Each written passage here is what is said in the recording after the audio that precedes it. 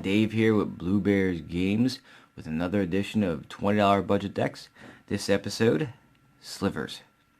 Slivers are one of, if not the most popular tribe in Magic. For every con I try to have a Sliver deck for somebody because Slivers are just that well liked. I can't keep them in stock. Unfortunately, I'm running out of them, so this is one of, if not the last one I'll be able to make for a while unless I can get my hands on a few more. So let's go ahead and take a look at what I have. Now remember, this is what I have left.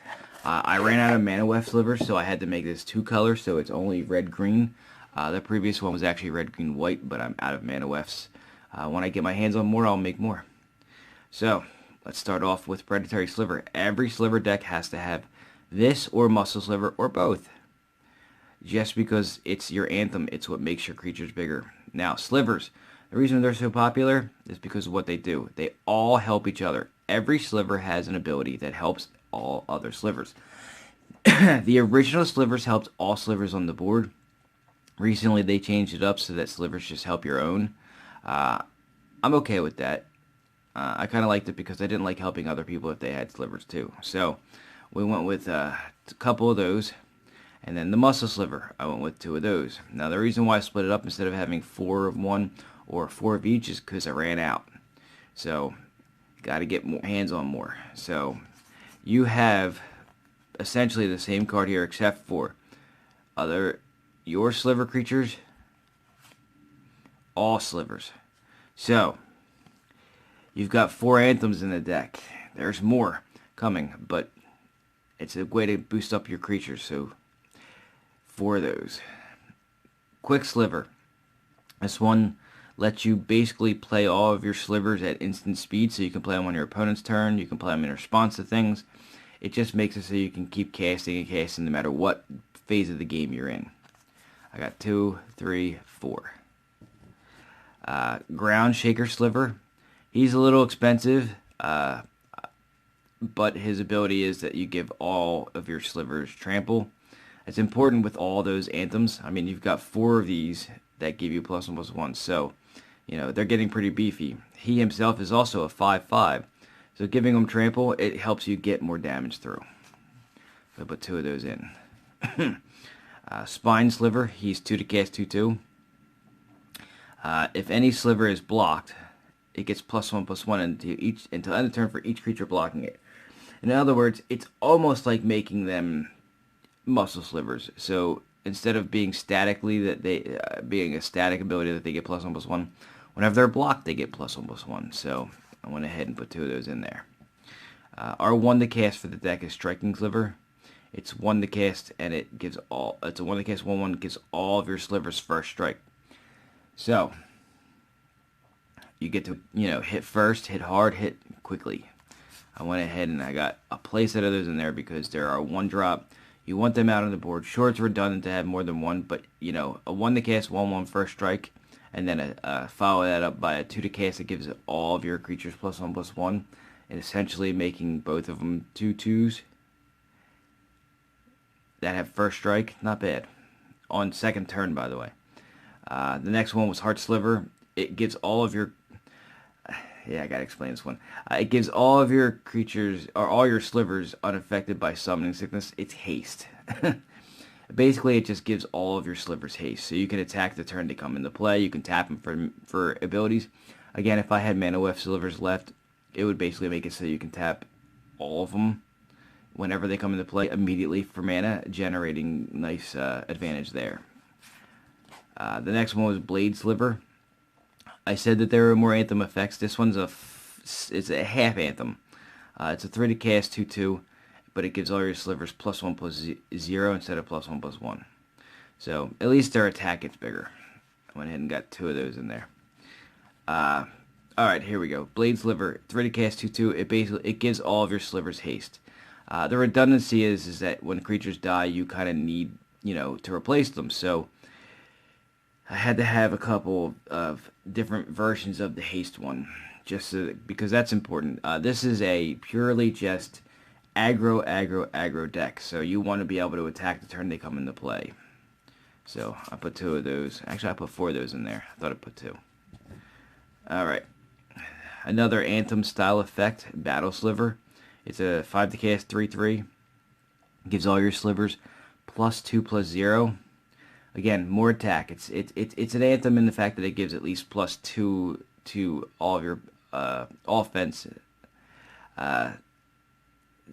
Instead of being +1/+1, it's +2/+0. So at least you get more attack with it.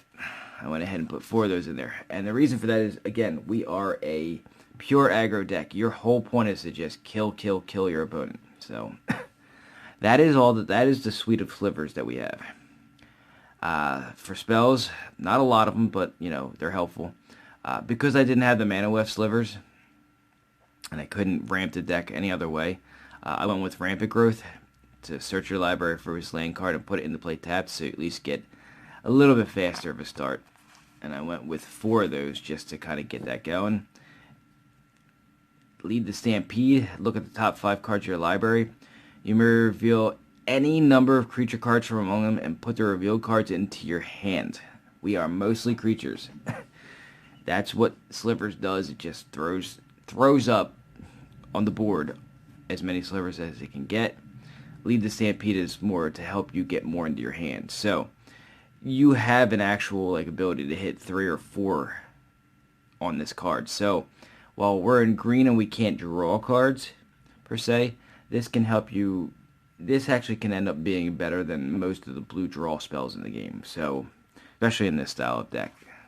I went with 2 of them. One of them is Japanese as well. Is that Japanese or is that simplified Korean? I don't know what that is. It's a foreign language. We are, again, just aggro, overrun. It's your game ender. You get this in your hand. You just basically rush in. Hopefully, you have enough damage on the board, and if you don't, you give them +3/+3 and trample. Simply done. They die. So, for the rares, the first one I went with was Primitive Etchings. Found this in there. It's 4 to cast. You reveal the first card you draw each turn. Whenever you reveal a creature, you draw a card. We're mostly creatures. There's barely any spells here. It's mostly creatures. So you're going to hit on this 50% of the time, probably. Reveal it. You show it. You draw another one. You may hit another one. Now remember, it's the first card you draw each turn, not if you do it again. So just keep that in mind. The next rare, Stoneforge Masterwork. It's a 1 to cast artifact.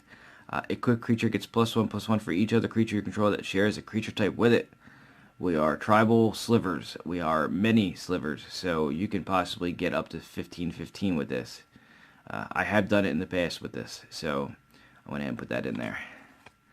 The rare sliver, Thorncaster Sliver. It is a 2/2. Whenever creatures, or all sliver creatures anyway, you control have whenever this creature attacks, it deals 1 damage to basically any target. It says target creature or player. So you can essentially attack with 4 slivers and kill something on their side of the board. So it can't even block, or you can clear their entire board depending on how many slivers you're attacking with.